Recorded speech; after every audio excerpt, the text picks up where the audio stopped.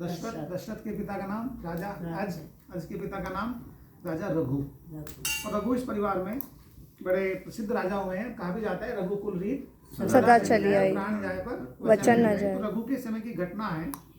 रघु जो है अपने कार्यकाल में एक वर्ष में एक बहुत बड़ा यज्ञ करते थे। जो कुछ भी पूरा वर्ष खर्च करने के बाद बचता था वो सबको दान कर दिया करते थे। और यहाँ तक लिखा हुआ है कि अपने राजसी वस्त्रों को भी दे दिया करते थे और कुछ समय तक केवल साधारण वस्त्र पहनकर ही जीवन यापन करते थे। ऐसे समय में एक आश्रम था, उसके आचार्य थे वर्तंतु। और वर्तंतु के आश्रम में एक शिष्य रहता था जिसका नाम था कौत्स। उस वर्ष कौत्स की शिक्षा पूर्ण हुई तो उसको आश्रम से विदा होना था। गुरु से जाके मिला, आशीर्वाद लिया कि गुरुदेव मेरी शिक्षा पूर्ण हुई कि हाँ आपको जाना है, आश्रम छोड़ना है।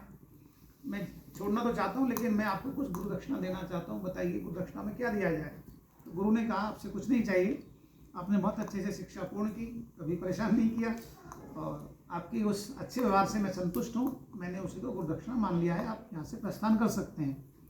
कौश ने कहा नहीं गुरुदेव, बिना उसके दक्षिणा के तो बात पूरी होती ही नहीं, मेरी शिक्षा तो अधूरी रह जाएगी, मैं कुछ देना चाहता हूँ। गुरु ने मना किया। शिष्य ने फिर कहा तो गुरु जी को थोड़ा सा आवेश आ गया और कहा कितने वर्ष रहे कि 14 वर्ष गुरुदेव। 14 वर्ष रहे आश्रम में तो 14 करोड़ सोने की मुद्राएं दी। और उसके पास तो एक भी नहीं, तो संकट में आ गया। अच्छा कोई बात नहीं, राजा के पास चलते हैं। तो रघु के पास गए। रघु ने कुछ दिन पहले यज्ञ किया था, वो सर्वस्व दान कर चुके थे, वहाँ तो कुछ भी नहीं, राशि वस्त्र भी नहीं। कौश ने देखा राजा तो अच्छी स्थिति में नहीं लग रहे।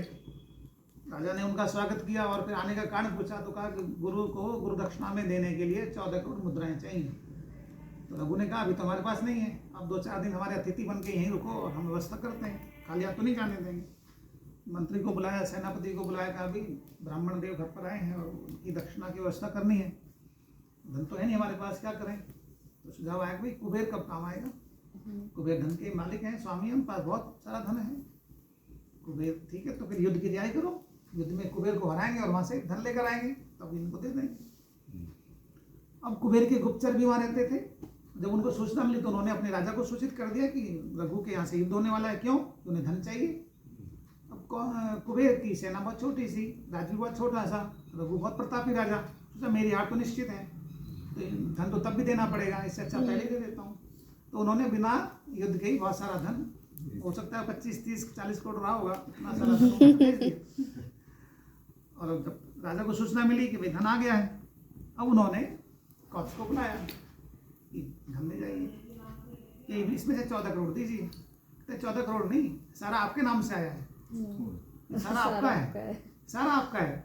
कहता नहीं मुझे सारा थोड़ी चाहिए, मुझे तो केवल गुरु जी को गुरु दक्षिणा में देना है, 14 करोड़ ही दीजिए।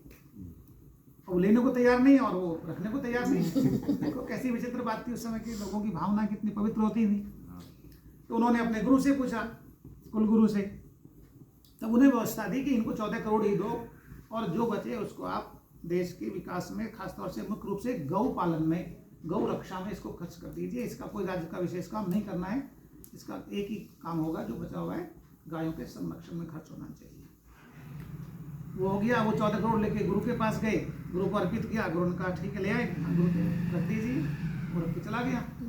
अब गुरु संकट में, तो उनको धन भी नहीं चाहिए, ऋषि को धन का क्या काम, आश्रम की व्यवस्था राजा के यहाँ से होती थी, तो इतने धन का क्या करें। उन्होंने फिर आसपास के आश्रम के आचार्यों को बुलाया, उनसे चर्चा की, बताइए विद्वानों, आचार्यों, इस धन का क्या करें, राजा वापस लेगा नहीं, क्योंकि मुझे मिला है दक्षिणा में, तो राजा क्यों लेगा। तो उनका इसको जो है पूरे वर्ष पूरे देश में यज्ञ में खर्च की।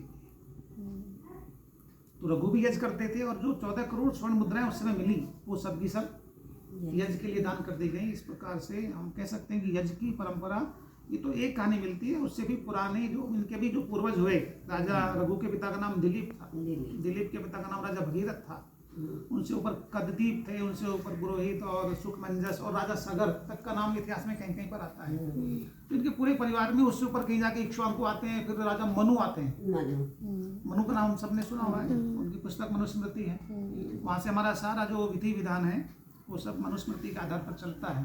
तो मनुस्मृति की और मनु महाराज की हमारे उसमें बड़ी मान्यता है। तो यज्ञ जो है बहुत पुरानी परंपरा है हमारी, जो हमें दूसरों को देना सिखाती है। यज्ञ जो है परोपकार की पराकाष्ठा है।